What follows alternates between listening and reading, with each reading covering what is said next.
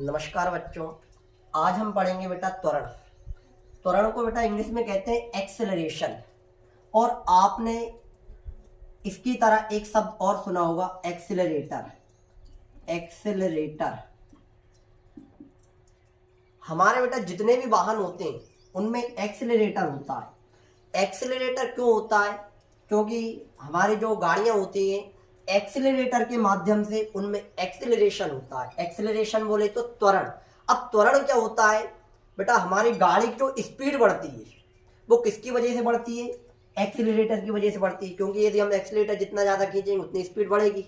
Accelerator पे depend करती है हमारी कोई भी बाइक हो, बस हो, कार हो, प्रत्येक की स्पीड किस पे डिपेंड करती है? एक्सेलरेटर पे। एक्सेलरेटर से बाइक में, बस में क्या होता है बेटा? एक्सेलरेशन होता है, मतलब त्वरण, उसका वेग बढ़ता है।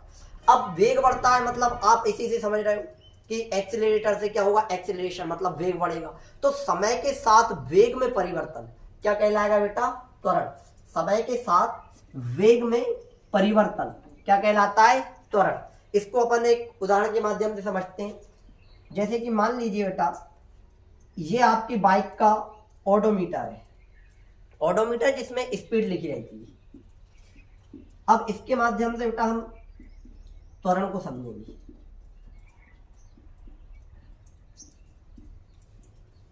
मान लो आप कहीं जा रहे थे, दो दोस्त थे और आप आराम से चल रहे थे। आपकी बाइक चल रही थी बेटा 30 किलोमीटर प्रति घंटे की रफ्तार से, 30 की स्पीड में चल रही। लेकिन अचानक आपके पास कोई कॉल आया, ठीक है, आपकी उनका, और कॉल आया और उधर से उन्होंने कहा कि हेलो जल्दी आ जाओ, क्या बोलते हैं कि कोई घर पे नहीं है। और आपने मोबाइल रखा तुरंत और जल्दी जल्दी एक्सीलेटर खींचा। फिर आपने एक्सीलेटर फुल खींच दिया। एक्सीलेटर फुल खींच दिया, आपकी बाइक 30 की में थी, फिर आपकी बाइक की स्पीड हो गई 80। एक्सीलरेटर खींचा तो आपकी गाड़ी में क्या हुआ? एक्सीलरेशन, बाइक की स्पीड बढ़ गई। अब स्पीड कितनी बढ़ी? पहले आपकी बाइक की स्पीड 30 थी, फिर आपकी बाइक की स्पीड 80 हो गई। कितनी बढ़ी? तो परिवर्तन अगर आपको स्पीड में निकालना है, मतलब वेग में, तो कैसे निकालोगे आप? ये पहले आपकी 30 थी, फिर 80 हो गई, अंतिम में से प्रारंभिक घटा दो। कितनी हुई? 80 माइनस 30 बराबर में कितना आ गया? 50। तो ये क्या है बेटा? 50 का वेग बढ़ गया, 50 किलोमीटर प्रति घंटा।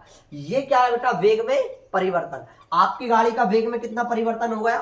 50 किलोमीटर प्रति घंटे का। अब जैसे मान लो आपका प्रारंभिक वेग यू था, अंतिम वेग भी था, और आपको अंतर निकालना है, तो आप कैसे निकालोगे? प्रारंभिक वेग, अंतिम वेग जो है आपका भी, इसमें से आप प्रारंभिक वेग घटा दो यू। और इसमें कुछ समय भी लग रहा है, ऐसा तो नहीं है कि जीरो समय में आपकी बाइक 30 से 80 हो गई, ठीक है, तो समय भी लग रहा है। बटा में क्या जाएगा बेटा? टाइम।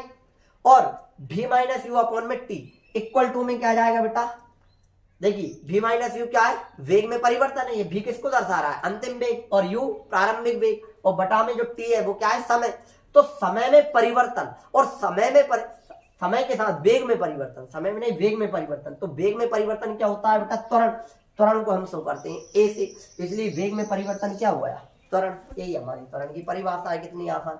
ऐसा ही होता है बेटा मंदन। मंदन को इंग्लिश में बोलते हैं हम रिटार्डेशन। क्या बोलते हैं? रिटार्डेशन। अब रिटार्डेशन क्या होता है? मंदन।